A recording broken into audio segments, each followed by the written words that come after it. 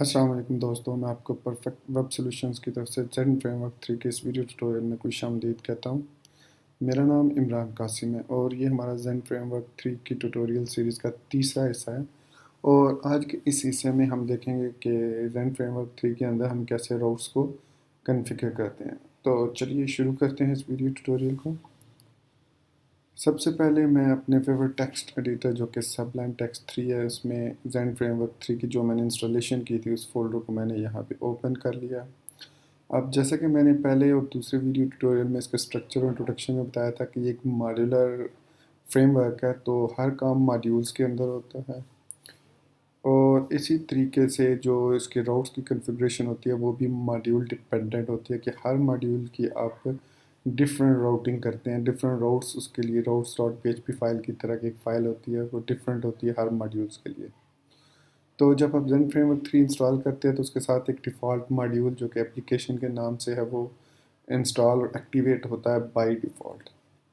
तो ये हमारे पास वो मॉड्यूल है और ये उसका स्ट्रक्चर होता है। आपने अगर जब नए हम मॉड्यूल्स बनाएंगे तो उसका फ़्लो भी यही रखेगा कि मेन मॉड्यूल का नेम होगा, उसके अंदर कॉन्फ़िग का फ़ोल्डर, एसआरसी का फ़ोल्डर मस्ट है, ये 1 2 3 और व्यूज़ का फ़ोल्डर मस्ट है, ये 3 फ़ोल्डर मस्ट हैं। टेस्ट का फ़ोल्डर इतना रिक्वायर्ड नहीं है। फिर फर्दर सोर्स फ़ोल्डर के अंदर हम कंट्रोलर, मॉडल्स, फॉर्म्स और दूसरे तीसरे फ़ोल्डर्स बनाएंगे, वो हम आगे चल के देखेंगे। तो सबसे पहले हम ये देखते हैं कि जेन फ्रेमवर्क 3 को कैसे पता चलता है कि मैंने ये वाला मॉड्यूल बाय डिफ़ॉल्ट और उसको एक्टिवेट करना है। तो उसके लिए यहाँ पे आप देखेंगे कि कंपोजर डॉट जेसन में सबसे पहले तो ये मॉड्यूल रजिस्टर्ड है कि ये वाला मॉड्यूल है। हर मॉड्यूल के अंदर आप जो भी डिफ़ाइन करेंगे इसका पाथ लाइक दिस, वो उसको उसमें ऑटो लोड में वो इंक्लूड करेगा। और अब जैसा कि एप्लीकेशन ये वाला जो फोल्डर है ये यहाँ पे उसके बाद कन्फिग के फोल्डर में module dot config dot P के अंदर भी मस्ट डिफाइन होना चाहिए। ये जो ऊपर आपको चार नज़र आ रहे हैं जेंड के साथ, ये आप कह लो कि सिस्टम के हैं या वेंडर फोल्डर के अंदर से ये मॉड्यूल्स एग्जीक्यूट हो रहे हैं। तो ये सिस्टम मॉड्यूल्स हुए या पैकेजेस हुए। हमारा जो यूज़र डिफाइंड पैकेज है या मॉड्यूल है वो एप्लीकेशन का है। और ये जो भी हमने मॉड्यूल डिफ़ाइन करेंगे उसको हम मॉड्यूल फोल्डर के अंदर डिफ़ाइन करेंगे। तो एप्लीकेशन फ़ोल्डर को ओपन करते हैं। इसमें जो सोर्स के अंदर मॉड्यूल फ़ोल्डर है वो सबसे पहले एग्जीक्यूट होता है और यहाँ से वो कॉन्फ़िगरेशन को लोड करता है। ये गेट कॉन्फ़िग एक रिजर्व्ड फंक्शन है, ओवरराइड करता है सर्विस मैनेजर को और उसके बाद इस मॉड्यूल को वो कॉन्फ़िगरेशन मॉड्यूल की उसको लोड करता है। तो वो फाइल जो होती है वो कॉन्फ़िग फ़ोल्डर के अंदर module dot config dot PHP है और ये बेसिकली हमारे राउट्स हैं। और यहाँ पे हम राउट्स डिफाइन करते हैं और एज़ वेल एज़ हम यहाँ पे मॉड्यूल्स भी, व्यू मैनेजर भी, व्यूज़ वगैरह भी डिफाइन करते हैं। अगर आप ये देखें इसके तीन हिस्से हैं। पहला हिस्सा राउट्स का है, राउटर, और दूसरा हिस्सा कंट्रोलर्स और तीसरा हिस्सा व्यू मैनेजर। तो ये तीन हिस्से एक मॉड्यूल जो है वो रिटर्न करता है। और चूँकि जेन फ्रेमवर्क के अंदर जो बेस्ट मेथड है काम करने का वो यही है, रिटर्न करना उनको मेथड्स एरे की सूरत में, और फिर उसको आप जहाँ पे यूज़ करना चाहें यूज़ कर सकते हैं। वो जेन फ्रेमवर्क 3 इसको हैंडल करेगा। तो इसके अंदर आप यहाँ पे देख रहे हैं तीन क्लासेस ऐड हुई हैं, एक लिटरल, सेगमेंट और invokable factory. Invokable factory basically factory for instantiating classes with no dependencies or which accept a single array।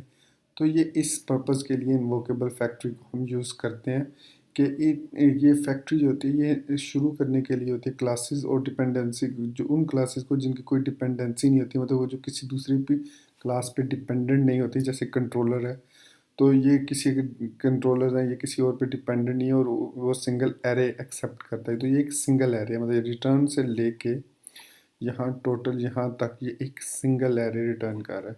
इसके अंदर ऑल्दो हम यहाँ पे तीन क्लासेस यूज़ कर रहे हैं लेकिन ये तीनों इंडिपेंडेंट क्लासेस हैं। इसके अपने ऑप्शंस हैं, राउट्स हैं, कुछ पैरामीटर्स हैं। तो चलिए अब सबसे पहले हम राउट्स को देखते हैं कि राउट्स क्या है। तो राउट्स में हमारे पास दो किस्म के राउट्स होते हैं। एक यहाँ पे आप दोनों देख रहे होंगे, एक को कहते हैं लिटरल और एक को कहते हैं segment. Literal mean exact routes को कहा जाता है जो कि आप कंप्लीट डिफाइन करते हैं। जैसे आप एक अबाउट अस का पेज बना रहे हैं, जैसे यहाँ पे होम का पेज यहाँ पे बना हुआ है, इसका जो राउट है वो स्लैश है। तो हम ये वाला जो नेम है ये हम फ्रंट एंड में या उसको इसमें यूज़ नहीं कर सकते। मतलब मैं अगर आपको दिखाऊँ, मैं यहाँ पे लिखूँगा zen framework 3 def slash home. तो अब sorry, I think my server is not running, sorry. तो मैं इसको एक दफ़ा एग्जीक्यूट कर लूँ। So now my server is working and I just reload home. तो अब आप ये देखें, यहाँ पे आपको एरर्स आने शुरू हो गए। आप सोच रहे होंगे कि यहाँ पे होम लिखा हुआ है तो ये होम क्यों नहीं एग्जीक्यूट है। बेसिकली ये नेम राउट होता है, जो किसी रोड को आप नेम देते हैं तो एक्चुअल रोड होता है वो यहाँ पे डिफाइन होता है। ठीक है, इसका मतलब है कि ये स्लैश है, मतलब रूट वाला राउट है। अगर मैं यहाँ पे स्लैश अबाउट लिख देता हूँ, सेव करता हूँ, तो अब ये, या फिर मैं यहाँ पे होम लिख देता हूँ, सपोज जैसे होम है, मैं अभी इसको ओपन करता हूँ, मैं यहाँ पे होम लिख देता हूँ, तो ये यहाँ पे इसको एप्लीकेशन लेआउट और fail to open stream. Okay, actually यहाँ पे ये व्यूज़ के फोल्डर को नेम जो व्यूज़, हाँ ठीक है। तो अब इसको मैं रीलोड करूँगा तो ये ओपन हो जाएगा। अगर मैं यहाँ पे इसको सेव करता हूँ तो यहाँ पे अब जो है आपके पास एरर आ रहा है कि जी 404 error occur, page not found, home page not found. तो मेरा कहने का मकसद ये था कि ये नेम्ड राउट होता है, जिसको आप यूज़ करते हैं फ्रंट एंड में टू डिफाइन द राउट्स। अगर आप इसको यहाँ पे, सपोज मैं आपको दिखाता हूँ कि ये वाला जो नेम है ये व्यू के अंदर, लेआउट के अंदर यहाँ पे यूज़ हो रहा है। ये देखें, ये दिस, अगर मैं आपको दिखा सकूँ, दिस URL होम। तो ये जो होम नेम है ये राउट का नेम यहाँ से आ रहा है। तो ये होते हैं लिटरल राउट्स।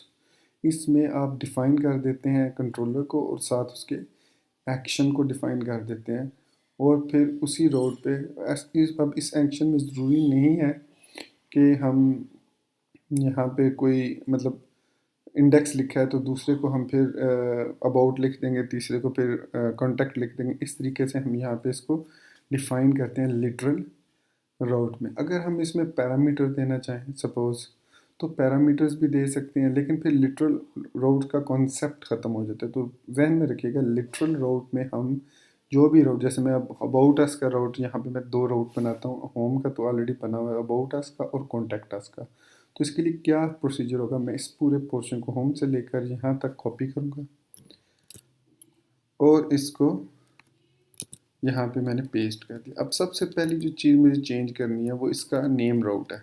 तो नेम राउट हमारे पास ये है अबाउट। एक नेम राउट के बाद अब स्लैश अगर हम यूज़ करेंगे तो ये फिर होम पे चला जाएगा। तो यहाँ पे मैं अबाउट कर देता हूँ। अबाउट करने के बाद मुझे एक्शन को भी चेंज करना पड़ेगा, क्योंकि एक्शन अगर मैं चेंज नहीं करूँगा तो अबाउट पे भी जो इंडेक्स, अब ये कंट्रोलर के अंदर जो कंट्रोलर आपका होता है वो सोर्स SRC फोल्डर के अंदर होता है। यहाँ पे ये इंडेक्स कंट्रोलर है, इसका एक्शन इंडेक्स कॉल होगा, वो भी मैं आपको दिखाता हूँ कैसे डिफाइन करते हैं। तो इंडेक्स की जगह मैं इसको अबाउट कर देता हूँ। अब इसका मतलब है कि ये कंट्रोलर में, इंडेक्स कंट्रोलर की क्लास में जाएगा और वहाँ से अबाउट एक्शन को एक्सेस करेगा। अब एक्शंस कैसे डिफाइन करते हैं मैं वो दिखाता हूँ। सबसे पहले तो यह ध्यान में रखिए कि क्लास जो भी है आपकी इंडेक्स कंट्रोलर जैसे, वो एक्सटेंड होती है एब्स्ट्रैक्ट एक्शन कंट्रोलर से, और इसके लिए आपको 2 क्लासेस एक्स्ट्रा चाहिए होती हैं, एक एब्स्ट्रैक्ट एक्शन कंट्रोलर और एक व्यू मॉडल। ठीक है, अब यहाँ पे हमने डिफाइन किया है कि पब्लिक फंक्शन इंडेक्स एक्शन। अब इसके 2 पार्ट हैं, एक एक्शन और एक इंडेक्स। ये जो इंडेक्स है ये नेम है इसका, जिसको हमने यहाँ पे डिफाइन किया है, ये वाला एक्शन इंडेक्स नेम है। और ये जो है ये इसका टाइप है, मतलब ये एक्शन है ये वाला, ये इंडेक्स नेम है, ये एक्शन उसका टाइप है, ये एक्शन है मतलब। तो ये हमने यहाँ पे इसको कैमल केसिंग में यहाँ पे लिखा। फिर उसके बाद हमने कहा रिटर्न न्यू व्यू मॉडल।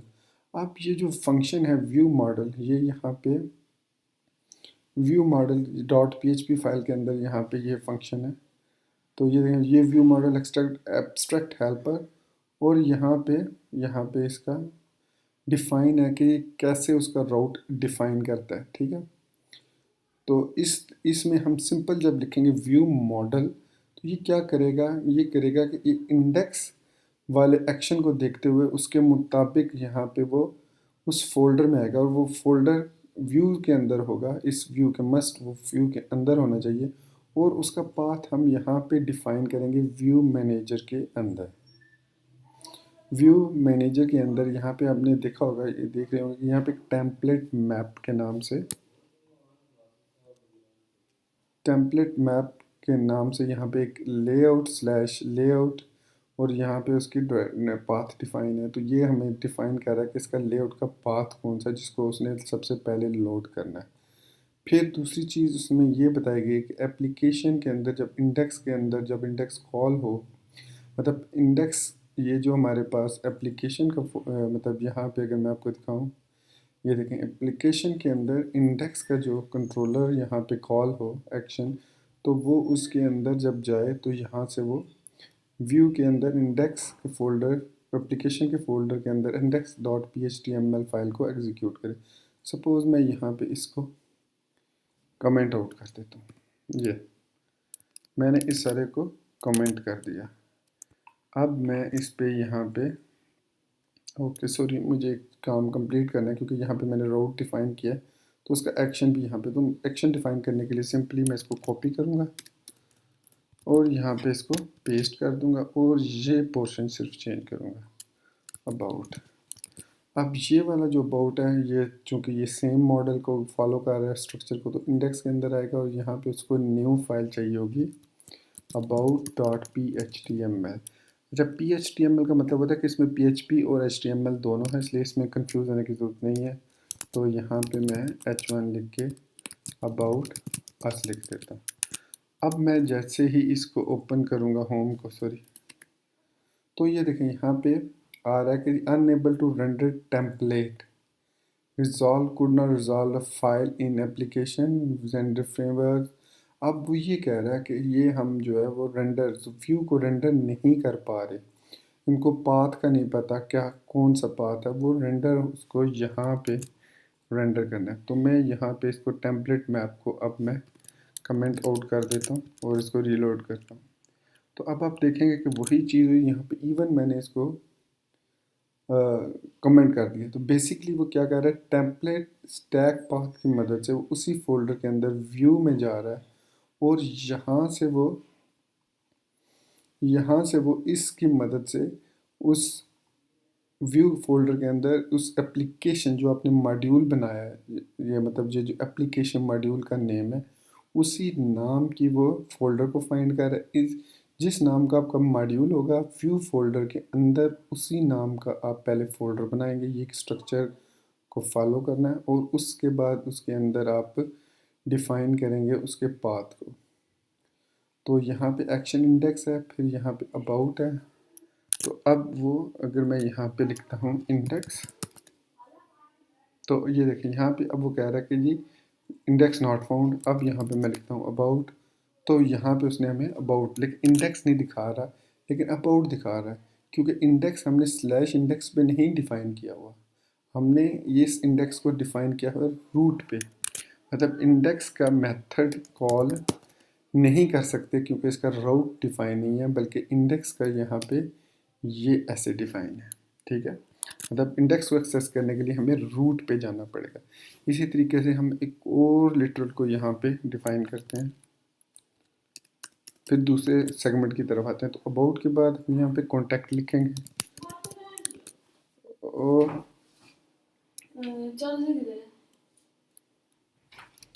और यहाँ पे कॉन्टैक्ट इसका राउट डिफ़ाइन करेंगे। फिर डिफ़ॉल्ट के अंदर यहाँ पे हम कॉन्टैक्ट का एक्शन जो है वो परफॉर्म करेंगे। अब हम फिर इसके बाद इंडेक्स कंट्रोलर में जाएंगे, इसको कॉपी पेस्ट करेंगे, सिंपल। आई थिंक अगर आप इस कॉपी पेस्ट को प्रॉपरली फॉलो करते हैं तो आपको ज़्यादा इसमें डिटेल में जाने की ज़रूरत नहीं, आप इस फ्लो को समझ लें और जस्ट डू योर टास्क।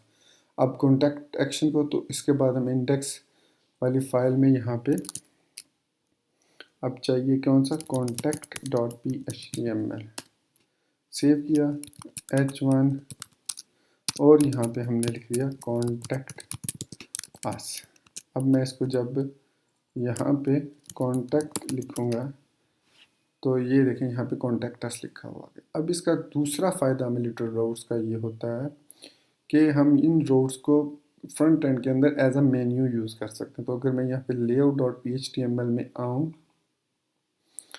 तो यहाँ पे मैं इसको ये चीज़ को Ctrl+Shift+D दो दफ़ा कॉपी किया। मैं यहाँ से क्लास एक्टिव को ख़त्म करता हूँ सब पे, और अब जो नाम हमने उनके नेम रोड डिफ़ाइन किए थे, यहाँ पे एक ये है, एक ये है, एक ये नाम हम यहाँ पे यूज़ करेंगे। अब होम के बाद अबाउट अस, और इसका जो नेम रोड है वो अबाउट, और दूसरा है कॉन्टैक्ट अस, और इसका जो रोड है वो कॉन्टैक्ट। सेव किया, रीलोड किया पेज को, तो अब यहाँ पे आप देख सकते हैं मेन्यू बन गया, और अब हम इसको यहाँ से अपनी मर्ज़ी का एक्सेस कर सकते हैं। अब जो दूसरी चीज़ आती है इसके अंदर वो है पैरामीटर्स। मतलब अगर सपोज़ कॉन्टैक्ट अस में साथ हम यहाँ पे कॉन्टैक्ट अस को मैं ओपन करता हूँ और साथ में यहाँ पे मैं कुछ चीज़ लिखता हूँ, तो मैं चाहता हूँ उसको वो गेट करके यहाँ पे डिस्प्ले करे। अभी तो 404 आ रहा है क्योंकि इसमें ये चीज़ हम अलाउ नहीं कर रहे फ़िलहाल। तो आप इसमें ऐड कर सकते हैं पैरामीटर्स, और ये पैरामीटर डेटाबेस से भी आ सकते हैं। ज़रूरी नहीं कि आप राउट में डिफ़ाइन करें। सपोज़ मैं यहाँ पे जाता हूँ इंडेक्स कंट्रोलर में, तो यहाँ पे मैं कॉन्टैक्ट अस में यहाँ पे पैरामीटर्स एरे की सूरत में यहाँ पे दे सकता हूँ, जैसे ईमेल, और यहाँ पे मैं लिख सकता हूँ admin@admin.com। ये लिखने के बाद अब ये मॉडल जो व्यू मॉडल है, ये वाला पैरामीटर पास करेगा व्यू को contact.html को। तो ये हमारे पास contact.html है, और यहाँ पे हम लिख सकते हैं ahref इज इक्वल्स टू, और यहाँ पे वो जो PHP का स्ट्रक्चर होता है इस तरीके से एको करते हैं हम, या फिर इसको PHP एको कर सकते हैं, और यहाँ पे ईमेल लिखेंगे तो वो एज अ वेरिएबल यहाँ पे एक्सेस होगा। तो यहाँ पे कॉन्टैक्ट अस वाया ईमेल, और यहाँ पे मैं ए टैग क्लोज कर दूँगा। अब मैं कॉन्टैक्ट अस को जब रीलोड करूँगा तो आप यहाँ पे देख सकते हैं कॉन्टैक्ट अस वाया ईमेल लिखा हुआ आ रहा है। तो ये तरीका होता है पैरामीटर पास करने का किसी भी कंट्रोलर के थ्रू। इसके ज़रिए आप मल्टीपल पैरामीटर, और अगर मैं यहाँ पे डेवलपर टूल में आपको दिखा सकूँ कि यहाँ पे वो इसको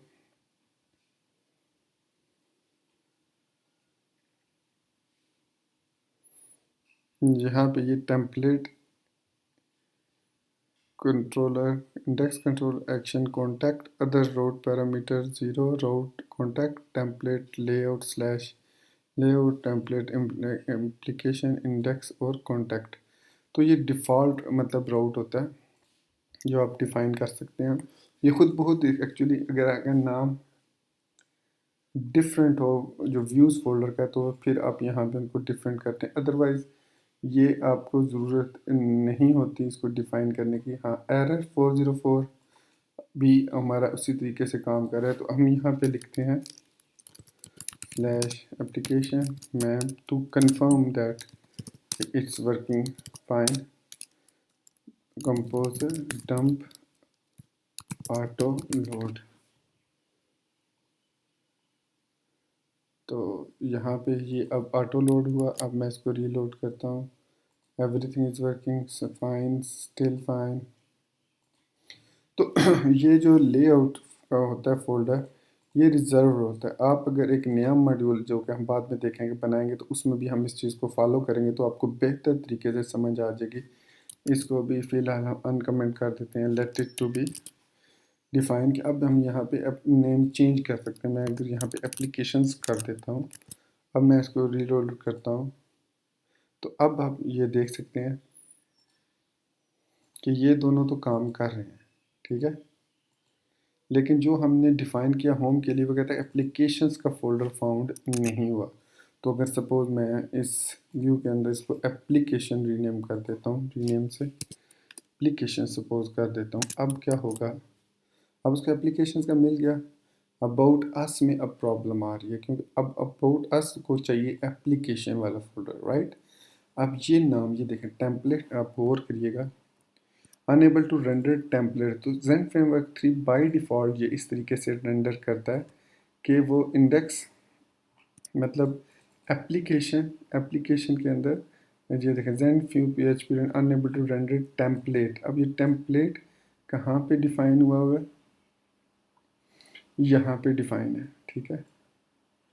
ये तो एक्सेप्शन टेम्पलेट भी है हमारे पास, इस तरह के डिफरेंट हमारे पास यहाँ पे जो टेम्पलेट्स डिफाइन है उसमें। अब ये कह रहा है कि जी वो not able to find application index about, ठीक है। तो अब हमने क्या करना है, इसको रीनेम करना है एप्लीकेशन के नाम में।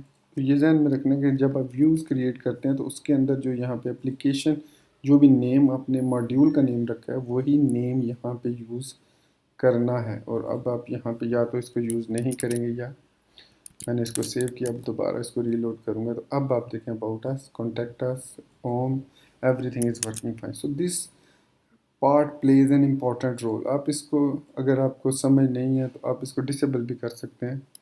आप सॉरी, मैंने इसको डिसेबल कर दिया।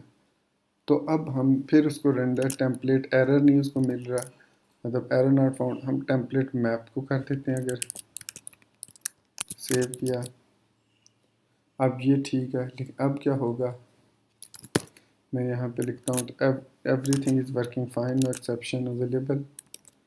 तो इसका मतलब है कि ये टेम्पलेट मैप हम उस वक्त डिफ़ाइन करते हैं जब पाथ्स वगैरह जो है वो डिफरेंट हों, कि जब ये एप्लीकेशन इंडेक्स को एक्सेस करेगी एप्लीकेशन, ये हमारे पास एक्शन इंडेक्स है, फिर उसके बाद उसका इंडेक्स वाला फ़ोल्डर वो इसको एक्सेस करे। तो ये हमारे पास बाय डिफ़ॉल्ट जो है प्रोसीजर होता है लिटरल क्लासेस का। लिटरल में हम यहाँ पे अब मतलब उसका अगर आप कोई ऐसा स्पेसिफिक चेंजेस नहीं कर रहे तो आप यहाँ पे बेशक इसको टेम्पलेट मैप को डिसेबल भी कर देंगे तो कोई प्रॉब्लम आपको नहीं होगी, आपका काम जो है वो चलता रहेगा, ठीक है। आपको इस सच इस टेम्पलेट, लेकिन ये टेम्पलेट उस वक्त काम करता है जब आप कोई folder name different folder name use करना चाहें। तो एनीवेज ये यहाँ तक था लिटरल रोड्स। अब बात करते हैं सेगमेंट रोड्स की। तो सेगमेंट रोड्स, अब कुछ रोड्स ऐसे बनाते हैं जो डायनामिक रोड्स होते हैं। डायनामिक्स इस सेंस में कि आप उसको कुछ यूनिक ऐसे एक्शन देना चाहते हैं कि आप मतलब आप यूँ समझ लें कि सपोज लिटरल रोड्स में हमें हर रोड को डिफरेंट लाइंस लिखनी पड़ती हैं इस तरीके से।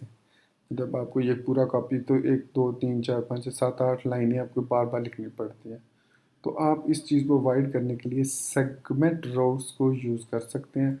सेगमेंट रोड्स में हम क्या डिफ़ाइन करते हैं, उसका एक्शन और साथ उसका पैरामीटर डिफ़ाइन कर सकते हैं कि स्पेसिफिक एक्शन जो भी है उसको यहाँ पे हम एज आ पैरामीटर में, जैसे ये है तो यहाँ पे अगर मैं ये लिख दूँ कि इसमें ए से लेकर जी, कैपिटल ए से लेकर कैपिटल जी, इसी तरीके से ए से लेकर जी, ए से लेकर कैपिटल जी, 0 से लेकर 9 और स्लैश कोई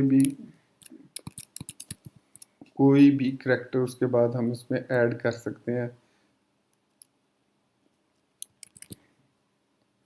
तो अब ये रोड जो बनता है ये एप्लीकेशन से एप्लीकेशन में बनता है, मतलब ये उसका नेम, हमें ये जो रोड है इसको यहाँ पे लाजमी, जैसे यहाँ पे अगर आप ये डिफ़ाइन नहीं करेंगे तो एक किस्म का ये कन्फ्लिक्ट कर जाएगा इस लिटरल रोड के साथ। तो यहाँ पे आपने, जैसे मैं लिख देता हूँ पेजेस, कि ये हमारे पास पेजेस हैं, या ये कह लो ये हमारे पास डाटा है, इस तरह कोई भी आप नेम, इस करंटली वो एप्लीकेशन नेम यूज़ कर रहा है एप्लीकेशन। तो यहाँ पे अगर मैं एप्लीकेशन लिखता हूँ तो अब वो कह रहा है एरर पेज नॉट फाउंड, ठीक है। एप्लीकेशन कंट्रोलर इंडेक्स कंट्रोलर के अंदर वो फाउंड नहीं हुआ। क्या नहीं फाउंड हुआ? ये एप्लीकेशन वाला फंक्शन। अब अगर मैं यहाँ पे सपोज कंट्रोलर के अंदर जाके यहाँ पे एक फंक्शन बना देता हूँ, एप्लीकेशन एक्शन, अब इसको रीलोड करूँगा तो still the requested controller was unable to dispatch the request. तो इसका मतलब ये है कि ये जो राउट है ये कभी भी डायरेक्ट इस पे काम नहीं करेगा। मतलब ये जो सेगमेंट राउट है इसका जो ये स्टैटिक पार्ट है ये इस पे काम नहीं करेगा, बल्कि हमें यहाँ पे उसका कोई एक्शन साथ देना पड़ेगा। जैसे मैं एप्लीकेशन स्लैश यहाँ पे टेस्ट लिखता हूँ, ठीक है। तो अब ये एप्लीकेशन स्लैश टेस्ट कैसे एक्सेस होगा कि यहाँ पे मैं बना दूंगा टेस्ट के नाम से इंडेक्स कंट्रोलर के अंदर टेस्ट एक्शन, और फिर इसी तरीके से इंडेक्स के अंदर न्यू फाइल बनाऊंगा, सेव करूंगा test.php के नाम से। इसको मैं h1 टेस्ट सेगमेंट का नाम दे। अब मैं इसको रीलोड करता हूँ तो अब यहाँ पे आप देख सकते हैं टेस्ट सेगमेंट। और इसी तरीके से अब यहाँ पे हमें फ़ायदा ये हो गया इस डिफ़ाइन करने का कि हम यहाँ पे अगर टेस्ट 2 करते हैं तो हम यहाँ पे इंडेक्स कंट्रोलर के अंदर टेस्ट के साथ टेस्ट 2 का एक्शन भी डिफ़ाइन कर सकते हैं ये ऐसे। और फिर इसी तरह व्यू में यहाँ पे न्यू फाइल test2.html बना सकते हैं और इसको test2 विद सेगमेंट दे देंगे नाम। तो अब ये test2, अब इसका फ़ायदा ये हुआ हमें कि अब हमें इतनी ज़्यादा स्टैटिक राउट्स मतलब लिटरल राउट बनाने की ज़रूरत नहीं है।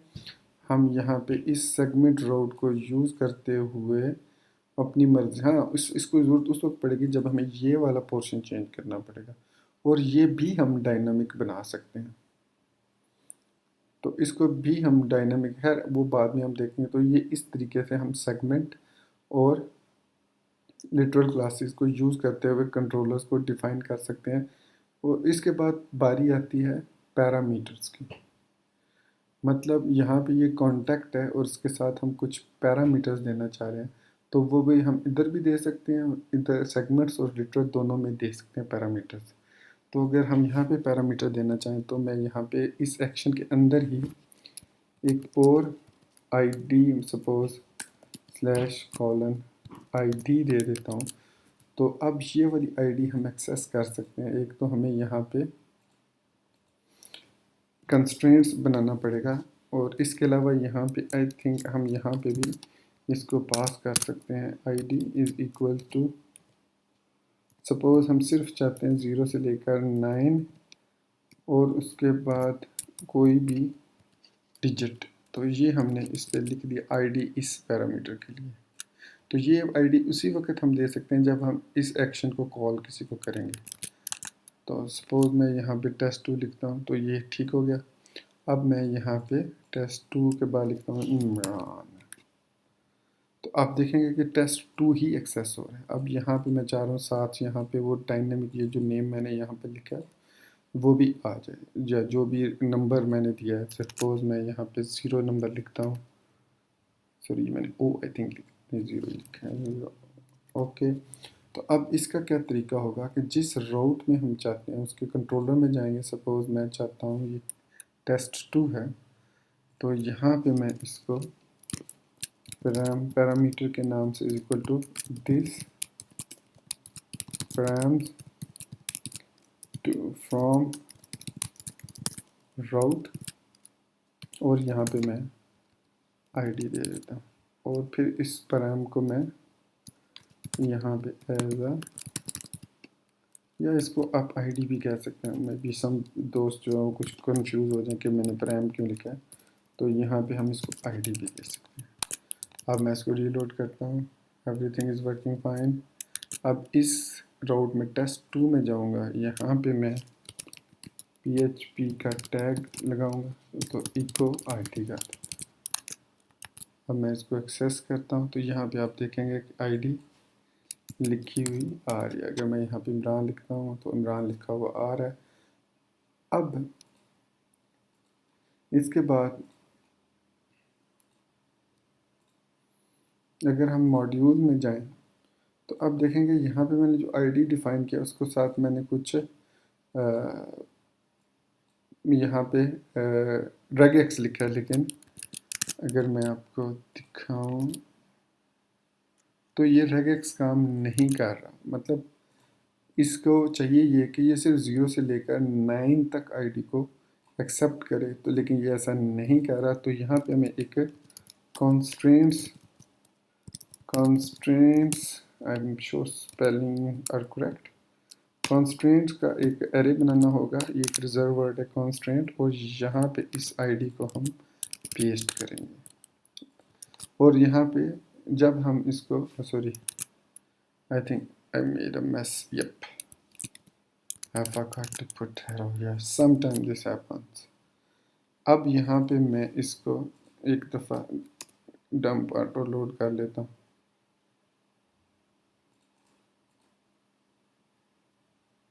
तो यहाँ पे अब ये इसको आई थिंक constraints की spelling constraints, let me see it for you. Zend frame three constraints route, I think spelling तो ठीक है। ये constraints route कॉपी किए,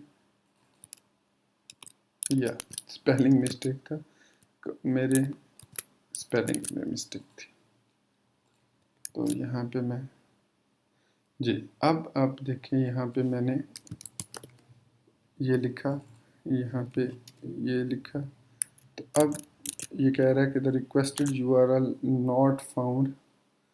तो अब यहाँ पे ये मैं स्टैटिक यूज़ करूँगा, मैंने पता नहीं प्लस क्यों लिख दिया। तो अब यहाँ पे ये आ रहा है 0 के साथ। और ये देखें जब मैं कोई नंबर लिखता हूँ तो ये एक्सेस होता है रोट, लेकिन जब मैं जैसे ही मैं कोई अल्फ़ाबेट या कोई और इसके साथ बेशक मैं नंबर भी लिखूँ तो इस पे ये एरर दे रहा है, क्योंकि हमने यहाँ पे कॉन्स्ट्रेंट में डिफ़ाइन कर दिया कि आईडी ये वाली हो ए से लेकर, मतलब कॉन्स्ट्रेंट में हमने डिफ़ाइन कर दिया कि जो आईडी पैरामीटर है ये वाला होना चाहिए, मतलब उसमें 0 से लेकर सिर्फ 9। अगर मैं यहाँ पे इस तरह इसको डिफ़ाइन करता हूँ A to Z A to Z A to Z A to Z 0 to 9, तो अब मैं इसको D के बजाय यहाँ पे स्टार्ट कर देता हूँ। अब मैं जब इसको एक्सेस करूँगा तो अब देख सकते हैं अब हम इस URL को किसी भी तरीके से एक्सेस कर सकते हैं, मतलब आप इसको रिस्ट्रिक्ट कर सकते हैं कि ये सिर्फ 0 से लेकर 9 तक, और उसके बाद भी नंबर मतलब डिजिट्स एक्सेप्ट करें। तो अब आप यहाँ देख सकते हैं सिर्फ नंबर होंगे। लेकिन सपोज़ अगर मैं यहाँ पे ये लिखता हूँ और इसके बाद मैं नंबर लिखने के बाद यहाँ पे ये लिख देता हूँ, तो भी वो इसी सूरत में काम करेगा। अगर मैं यहाँ पे ये लिखता हूँ, अगर मैं यहाँ पे, तो इस तरीके से अब ये आप रेगेक्स के बारे में नेट पे सर्च कर सकते हैं। और मैं इंशाल्लाह इस रेगेक्स पे भी एक वीडियो ट्यूटोरियल बनाऊंगा कि रेगेक्स क्या है, और उसको हम नॉट सिर्फ ना कि ज़ेन फ्रेमवर्क 3 में बल्कि नॉर्मल PHP में भी कैसे यूज़ कर सकते हैं वैलिडेशन के लिए। तो ये था हमारे पास रोड्स, कैसे रोड्स डिफ़ाइन होते हैं, उनको कैसे कंट्रोलर में हम लिखते हैं, फिर हम उसके कैसा व्यू बनाते हैं, और कैसे उसको पैरामीटर्स, स्टैटिक पैरामीटर्स, और कैसे हम उसको डायनामिक पैरामीटर्स पास कर सकते हैं। फ्रॉम रोड हम उसको करके एक्सेस कर सकते हैं पैरामीटर्स को, जितने भी पैरामीटर्स डिफ़ाइन हो वो हम एक्सेस कर सकते हैं। आई एम श्योर आपको ये वीडियो ट्यूटोरियल पसंद आया होगा, और अगर आपको ये पसंद आया तो इसको लाइक और मेरे चैनल को सब्सक्राइब करना मत भूलिएगा, क्योंकि more videos are coming for Zend framework 3 and for other technical programming languages as well, like WordPress, Laravel, Core PHP, HTML, CSS, Bootstrap।